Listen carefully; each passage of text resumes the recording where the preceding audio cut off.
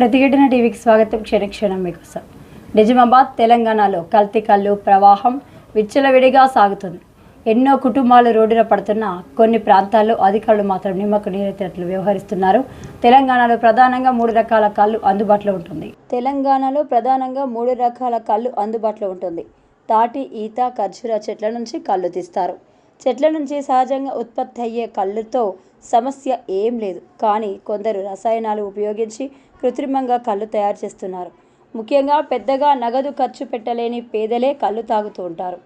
అలాంటి వారు కల్తీ కల్లు తాగి విచిత్రమైన లక్షణాలతో ఆసుపత్రుల పాలవుతున్నారు. ముఖ్యంగా గ్రేటర్ హైదరాబాద్ శివారు ప్రాంతాలలో జోరుగా కల్తీ కల్లు మాఫియా రెచ్చిపోతుంది. మోతాదుకు మించి రసాయనాలు కలిపి తయారు చేస్తున్న ఈ కల్లును తాగుతున్న అమాయక కూలీలు, పేదలు ప్రాణాల మీదకు తెచ్చుకుంటున్నారు.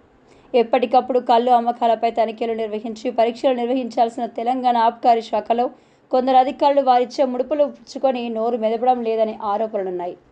రంగారెడ్డి జిల్లా షేర్లింగంపల్లి ఎక్సైజ్ స్టేషన్ పరిధిలో 30కి పైగా కల్లు దుకాణాలు నడుపుతున్నారు. కొంతమంది వ్యాపారులు రసాయనాలతో కల్లు తయారు చేసి సొమ్ము చేసుకుంటున్నారు.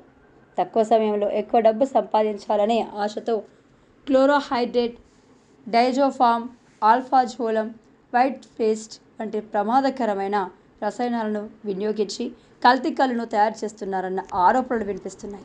ఇటీవల ఈ కల్తీ కల్లు తాగి షేర్లింగంపల్లి పరిధిలో వందల సంఖ్యలో అనారోగ్యానికి గురయ్యారు.